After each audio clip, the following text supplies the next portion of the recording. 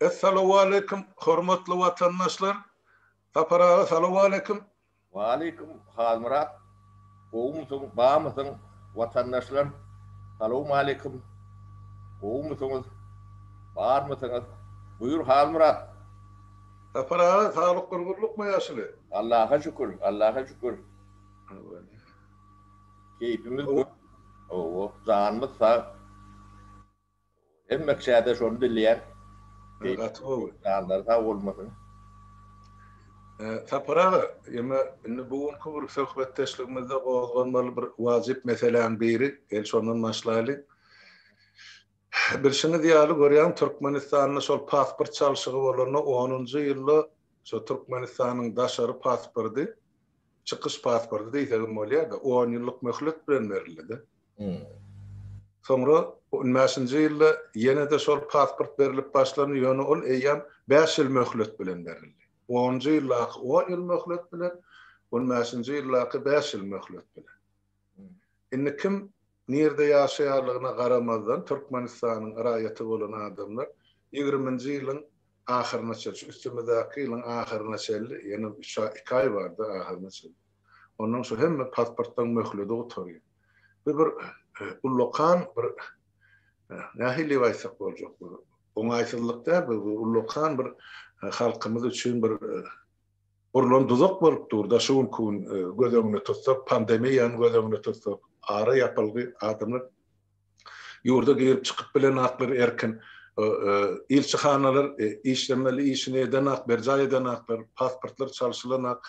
Ine onsoň bu adamlar bir grajdanin mira ýalyk bolup görünjekde, dünýäň grajdany Türkmenistanyňky däl ýalyk bolup.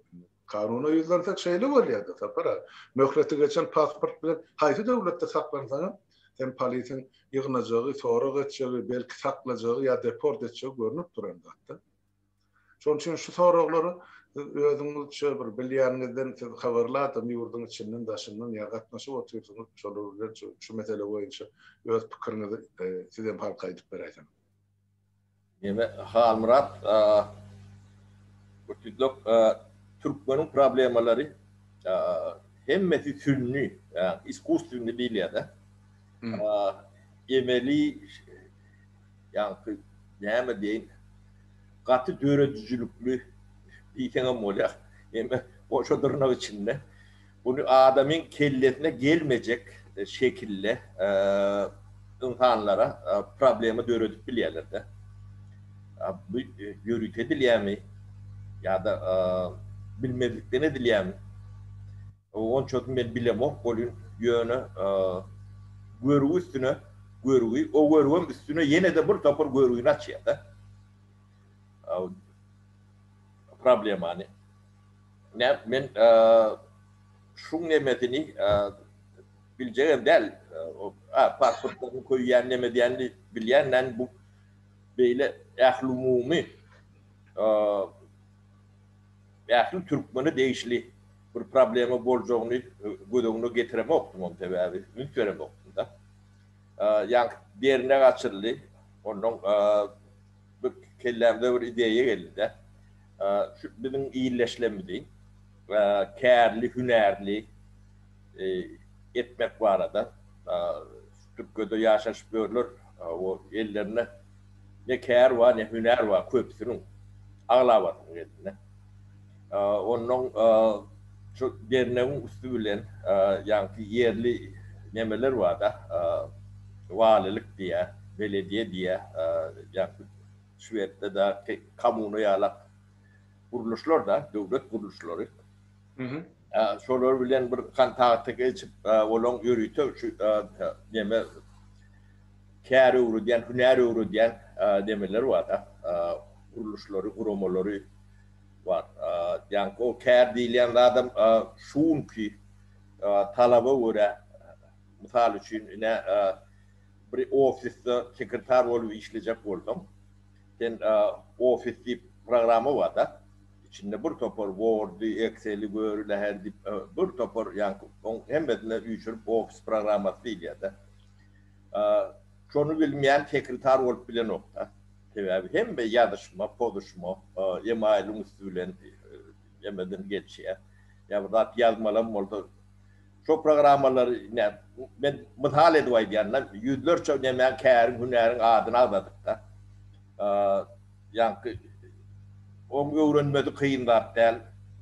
Kurs açanda 2 ayın içinde öğrenip bolyanım var, 1 ayın içinde öğrenip bolyanım var, 3 ayın içinde öğrenip bolyanım var. Ya misal için AutoCAD değil ya da ne Stay'da Pribaltika'da AutoCAD programmasını öğrenmek için 3 aylık kursları vardı. 3 aydan sonra çakır yani çizgi edip gören neme oluyor da. Onun ne rolik yapıp gören oğlacıklar vardır. Şu an köp zat internete geçti de. Reklam nemelerim internette ediliyor. Yani videolarım, roliklerim. Şolonun bir topar programmaları var. Onun bir öğrendiği kurslar var da. Öğrentiler yani bir adamın nemesi hüneri var da. Ya da kuruluşukta yani svarşık ya kaynak ya da mermerçi yere mermeri kafil neme düşünüyor. Şu momenta bir topor kâr var da ayal gıyları yine dikin daha doğru.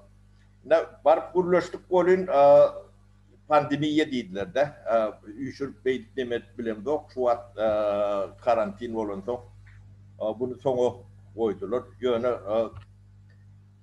bunu neme yani online edip oluyor da internetin üstünden kâhünerler öğrenip oluyor. Şu gurum çıkanla kaptanlar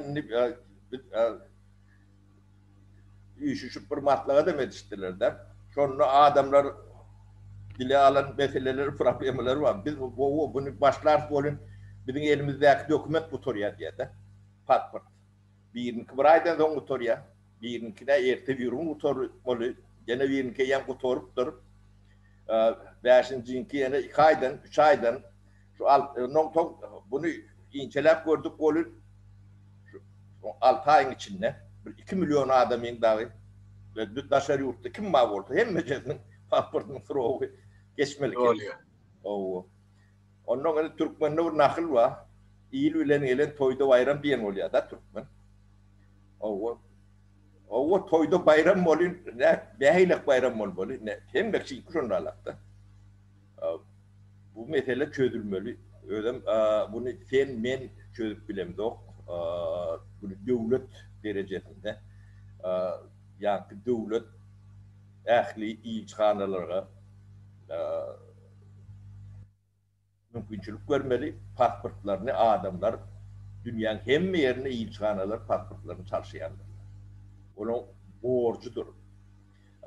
Bu halkın, milletin şular yalak problemasını çözmek için devlet vardır. Başka da için ne? Bunlar yalak problemini yaratmak için ne? Çözmek için. Devletin bağırlarının yani bürokrasiya değil yani demeyen mazmunu şundan ibarettir. Yani ilçhanaların o pasport demek bir adamın yani kimliği, şahsiyeti arkasında devlet durumunun yani tuğutnaması yani sen şu devlete değişli adam bilen alak bir pasportun lokal manası var. Arkasında devlet badiydi. Yani ben şu millete şu halkın nemesi vekili yeni alak bir doküman da şahsiyetini tasdiklayan doküman. Ne? Şunu hep dile getiriyse ilk olup şunu devlet kıyıska vakti kökbanı uğrattı. Katı bakım çözmeli. Çözmese de ertesi ne şu dahilak vakit veren olsa ne deputat kalmıra bunları vakit koymalı. Yankı kürsülerin taşlak gitmeli. İlçhanadaki işleyenlerin devletin başına aklarım şu meselerini bir ayın içinde çözmediler. Şunun hiçbirinin yerine oturmaya hakkı yok, hukuku yok. Devlet şu meselelerini birinci çözmeli. Bedele ne şeyle oyulmalı. Başkaça değil. Bu hiç bakanatı yani delili ya beyleki nemeti bolmalı hakam yok. Bu devletin birinci borcu. Yani devlet bürokratiyasının İngilizce borçlarının biri. Bu bir adam ki ya iki adam ki değil. Ehli halkın ki. Bir meselen qoğduk onu iyinden gelen meselen problemler. Bundan başka da var. Misal için 90 yıl yani 10 klası 9 klasa getiriptirler. Yung 8 klası utorup atistat veriliyati. Hem 10 klası utorup 10 klasın atistat veriliyati. 8 klası utoronlara atistat şu 90 yıllarki neme vermendirler de. Ne yankı neme birinin çilenlerinin birinin ayalı adam ne 40 yaşında değildi. Men dedi atestatım yok dedi. Şonun olmasa da dedi hiç çerik dedi. O da neme de giyip bilim yok dedi. Benim dedi hüvetim ma giyinecek okuyacak kâr alacak diye de. Olur da verilmeyenler 20 yaş zaman bana neme veren okur diye de. Ne şolar yalak o da sen yeke mi deyip doğrultuk da yok dedi. Şu yıl bu toronlong dedi 8 klas nemeden de. Dedi hem benim problemi şunalak. Ne yani bunu oturup oylan neme tap olur yalak neme değil. Çünkü hem mesela şu problemler görülen adamlara patent vermemek yani. Halkara patenti. yani problemlerin açışı diyen yalak. Ne bizim devletimizin yani devlet bolşu halmıra. Bunlar devlet demesindeki uğrundaki adamlar değil, devletin başındaki adamlar derhal sroşna vazifelerini yani başaracak adamlara geçirmeleri demek gerek. Bu hiç arkadan değil, beyleki dağım değil, Türkmen'in başım değil, ayağım değil, hiç adam değil. Bunlar bu cahil, hiç sattan, elementar zatlardan başı çıkmayan bir topor şarlatan, üyçön yeri Türkmen hükümeti adına şey koyulmalı. Ne problemana ben yani ödüm kat yemettim de ağladım. Ödüm hiç sat, ödüm hükümetin birinci çözmeli zaten.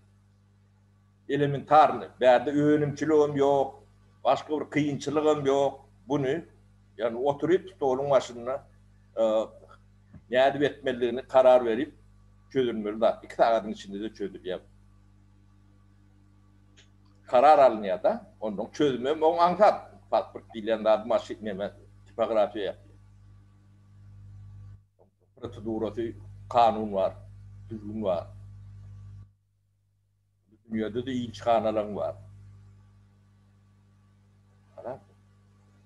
Mesela şu meselede hal burada. Ama sapara katı doğru belli kestim de. Bir hem soğutmaması hem tasdiklanması var ya da pasport dilinde sen değiştirilen ayı yurdun sen grajdanini. Şol devletim seni koruyor. Şol senin sana şu şahadatnamanı eline veriyor. Şol adam benim devletimin grajdanini ya da rayeti. Şuna bir kepil geçiyor. Şu bizim devletimizin koruğunun aslında. Haysi yerde, haysi yurtta, yer şarının dürlü kuncağına bolana da şu adama bir güve geçeceğiz. Şuna bir cevap veriyoruz diyen teride verilen bir şahsi dokument borçludur. İnne ne mi var? 20. yılın ahirine çelli, şu yılın ahirine çelli, yurdun taşınma yaşap veren adamlar hemmeti inne şol hukukunu mahrum ediliyor. Elinle yani möhleti bar ya möhleti uzaldıran pasport olmasa ol adam hiç kim. Onun ne için olur takırdavatı devlet adam içindir deyip her burçta asılgı doğruya her zarla. Nahilin adam için, kim adam için mi o devlet? Yine adam da yine grazdarlar, Türkmenistan grazdarların 2 milyonu yurdunda aşınlar. Bunlara yine pasport. Şu an için o sizin ediyen teklifiniz, talep hakikatten şeýle bolmaly düşünýänmi? Eger şu ýylyň ahyryna çeldi. 31 dekabra çeldi. Türkmenistanyň raýatlarynyň ählisiniň pasporty haýsy ýurtda ýaşaýanlygyna garamadan çalşylmasa, onu döwletiň daşyna oturan ähli ilçihanalar öz işigini gurup basynma ýygyna döwletine gaýda aýtdylar. Ýurdun içinde ählilerin kürsüden boşaltmaly bar. Meýletin boşadar, halkdan garşylyk görüp boşadar, başga ýollar bilen boşadar, ýöne boşaltmaly bar. Indi mundan aňryk indi hiç ýyl çydap çekere ýagda ýok, çydara ýagda ýok. Indi bir ýeki hukuky, raýatlyk hukuky adamyň elinden alındy. Biz ozalamaydyk gelýär. Ýurdun daşyna çykarlanlar şol Berdimuhammedow üçin gerek däl. Indi olar kesilip taşlanan bir gara. Ýygyna salmak niýetem ýok. Olardan diňe şol pul gelse bolýar ýurdun içine, onuň halkyň elinden gaňryp ýygyna alýar. Şonuň üçin indi olar pasporty boldy, bolmady, ol hökümet üçin farky tapawudy ýok. Adamlaryň hem şuna düşünmegi gerekdi. Pasporty da adam nira gidebilecek. Hiç yerik. Türkiye'den çıkıp bilmeyenler, Ukrayna'dan, Orsiye'den ve pasport o mesela gücünü yitiren pasportdan hiç yer samalıyordu da bindirmeyeler, otlardı başka bir yere devlete de aşmak bolana. Şonun için sizin diyen teklifinizi ben kellep bollayan şu meselede otursunlar, oylansınlar. Ol eger şol hökümet ya devlet halk üçin bolýan bolsa, adam üçin bolýan bolsa, ana adamlar hiç bir hak hukuksuz galyp oturýar. Esasy hak hukuky olaryň şahsiýeti bilen, ýagny pasporty bilen baglanyşykly. Identifikasiýa şo taýdan gelýär. Gaty dogry bellek geçdim. Belki häzir şu gepleşigimiz olar elbetde dinleýärler, eşdiýärler. Ýeterli gerek. Netije çykarsınlar. İş edip dinleýärler, onu bilýär. Indi yine mesele var. Tapara 27. oktyabr bilen baglanyşykly bolan bir bildiriş berdik. Adamlar yine de haýyş etdi, şonu bir doldurak aýdyp berdiňiz, ýa gaýtalap aýdyp berdiňiz. Nira ýygnanmaly, näme etmeli, o bayramçylyga düşünýärlerim bar, düşünmeýärlerim bar. Şonu bir aýdyp beräýsin täzede. Ýeme 27-sinde Eyüp İstanbul'un Eyüp diýip bir ýeri bardyr. Ne şu taýda 7-den 11-e çenli aşağı işten soň iş bolýar da 27. Adamlar barın o hemen ýüşüň birek bilen tanışyn. O Türkmeniň derdini biz el ele berip çözmeli. Başkaça senin derdini çözecek adam yoktur. O da o problemlerim birek ollower düşünüşüp çözülen dağıtlardır. Ne elementarlı problemana aytıp geçtik de. Yani düşünüşmeden problemi hem bekşin problemati yönü yekeden abiyalarda o da yani pasportu koyup başına iş gelen son ben pasportum yok deyip bayırıyor yekeci adam. Onun hiç kimsetini eşten okta. Yönü bu düğüne teristen bu düğüp ehli Türkmen problemi. Kimlik problemi. O bradımın kadımın gider. Hem beceri. Şu yani pasportoda ilçhanada işlet görün adamlar için. Olur mu halkın demir öküy. Şoň üçin gelin adamlar aýyň 27-sine ne Türkmenistanyň garaşsyzlyk günü, hakyky garaşsyzlyk günü, Türkmenistanyň näçe 96 ýyl bolýar, ýyl 96 ýyl bolýar. 96-njy ýyly şol. O aralykdaky üýtgödülýän, öýtnemelerine üýtgödülýän taryhlary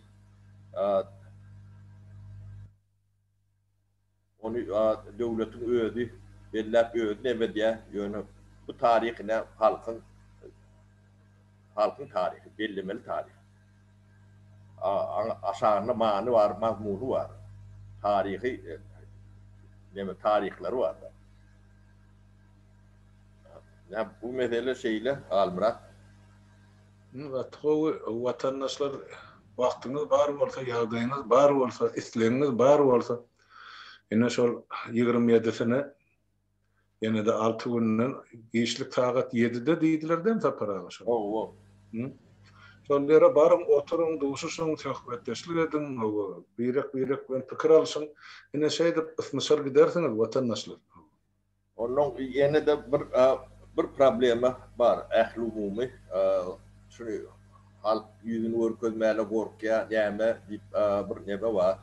Halk inni bunun ağrı korkuyunu bırakıra tüyüşürüm. Korkup barcak yeriniz yok, arcak kalanınız yok. Ödünüzde kanat edip bilen yok. Şunun için korkuyu kefeldir, yalandır, bahanadır. Onu hiç kim sizin problemleriniz için ben korktum, yüzümü korkup bilen yok deyip demeden kabul edilmeli değer kendinden. Ben düşüncem kaldırar. Şunun için rahat yüzünüzü korkup, göğsünüzü verip bir adam yalak yaşan ondan çekilip, bundan korkup o problemin adını aytman, o iyi bilen gelen toyda bayram bizim nem orada kolya da görüveriyor, kolya da bilen nemeden indi çıkmalı halburat 20 zaten. Bu problemler zincir bir korku diye de ne şu paspırdı koyuyan adamlar hiç yer gidip bile o. O iyidine değil. O şehirden, o devleti de geçip bile o. Şöyle. O ya da bir daha adını görködük bildim artık bilen oklar. Kâbir demelerde soğuğu var da paspırdın 3 aydan neme oldu. Bana neme veren oklar. Başka yere gitmedi bir de veren oklar. Bizim devletimizde son yalla verdi. Bir de senin Allah. Ne meseleler şeyle halmırat. Yeme tapara şu aydanıza mene bir fikrim aydan şu yunasıp korkman, çekinmen, gurlemeli ayetmen diyen bir iki taraflı problemi. Da birinci taraftan hukman bizim näme eden günahımız var ya eden cenayetimiz var o hükümetten korkup yüzümüz giyizgap ya adımız giyizgap yaşar yani. Buna bir her adam özüne vermeli sonra da. Bu noktaya nazardan biz hemmemiz yüzümüz açayız. Yönümen yüz açılmak meselesinde şu unkun diyecek bolyan zadım yine şu pasportun meselesinde hiç kime karşılık yok. Yüzünü açıp barıp ilçhanadan ya beylekler kat yazıp özünü görkezip men talep ediyen men pasportum dikeldip berim diýme hakkı var adam. Şonu edip bilen akla gorkaly barsak bizi ýygnaýmasalar, ene barsak ýygymyza kalalar azar beräýmeseler. Şu taýda mesela Türkiye'de pasportsuz yaşamağa arazi, emma şol ilçhana barıp ya da konsolosluğa barıp öz pasportun möhledini uzatmağa haýyş edilen. Ol bir. İkinciden, eger hemme kişi yüzünü açıp görülese, bir yurdun içindeki cellatlar var, olun işan satlaşsın. Ondan olun iyidinle galırları yığınakıyor. Şu mal men aydayn hadir. Yemede levapta innem hadir maru velayetinden şuma öýün şol ýeme obalardaky ýanky bir arçylar mı oba sebedin başlygym aylan adamlar 7 ýaşdan 70 ýaşlygyna çelli gidinde barynda surata düşüp gelin diýip raýon merkezine ura diýerler diýdi etmem. Şu hemmejiniň suraty gerek. Ondan maşallah zatyny ýetmeýän suratlar bar bolsa, ondan sonra bilen baladam nerede Türkiýede. Onu Türkiýede bolsa, şol 5 tane suratyny urasyn näme diýerler. Ne bir problemi de bar tapara. Onun için şu meselede men bir zadım taraftarı. O adamlar çıkış etsin, öz pikirini aytsın. Ýöne hana komment yazıp bilýärler. Ya yüzün görkezmen, ya sesini ütküdüp çıkış edip bilýärler. Onun karşılığın bir formasy. Ol hukman o ikimizin kıyali yüzün açıp otursa onu olur şu korku diyen problemimiz vardı. Onun iyiden nakılar hükümete urup yaşamak ansat düşüyordu tapara. Deme halmırat ne hükümetin birinciden şolar ýalak hukuky ýok, hakam ýok. Ne şondan başlaly. Hükümet diýilen zat şolar ýalak zat ýetdi. Diýmek bu hükümetden ady başga şo wagt ýetdi. O hiç nemeti yok. Onun her kim eden günahına özü cevap veriyor. Ne oğlu, ne atası, ne nemeti. Yankı dışarı yurtta gezip gören adamın korkutma için enesine atasına neme veren orada bu terörizmdir. Hakiki terörizmdir. Bu başka nemeti, iki nemeti yoktur. Dalojunu alıp nemedilen neme dinen terörizmdir. Bunu biz hukuk koruyucu kurumalar deyip şu işleri ediyen adamlar cinayetçinin ullukandır. Bunu onlar ediyenlemiş nerede? Yok. Bunu şolar eden için etmediler.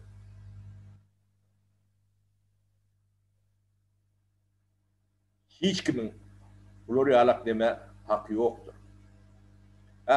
Onlar ise onu halkın eli ayağı boşayandır. Halk şuları neyme değilse diğerinin o da yapmaları da hakkı vardır. Yani şular diyen bolsalar. O militen işgal misin, kağıban işgal mi, yani devletin işgal mi? Hiç iyi. Dünyanın hiçbir yerinde bunları alak hak, hukuk yoktur. Yani devlet bol, başka da bol, bunları alaklarda yetmeye hakkı yoktur. Ne şu devlet değerlerinin tubutnaması, ne şu atlar, şu hareketlerdir. Şunun için yani ben şu at hükümet ve işini başaran o, büyükten başaran o. Şunun mazmununa da düşünen o. Şunun için derhal görevlerini yerine vermelidir.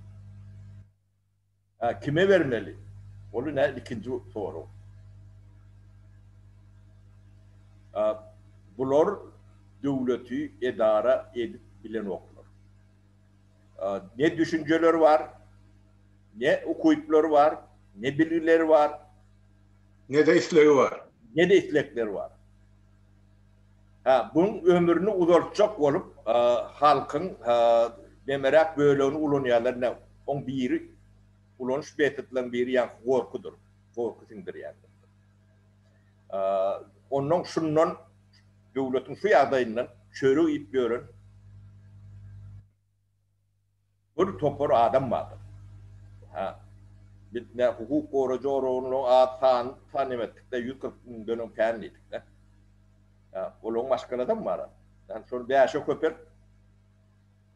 yani yarım milyonlara çıktı diyelim. Öyle mi? Doğru. Yani şu yarım milyon şu adaydan çörü yiyen.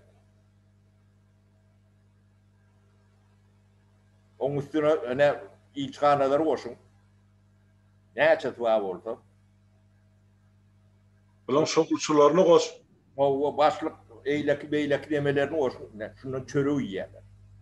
Sonra çörü sizin betbakçılığınızda Ola kadınca diyor. bunlar kadınca diyorlar. Şuna koruyacak oluyorlar. Her yollarıyla. Bunun ne ruhpurlarım vardır içinde taşında. Olurum şunu koruyacak oluyorlar. Ne önce çakanın üstüne dokup ne şu atları şu problemleri kaldıran adamın üstüne hücum ediyorlar. O hücum ediyorlar. Her türlü oluyor. Evet, çörük. Kadınçlar şu.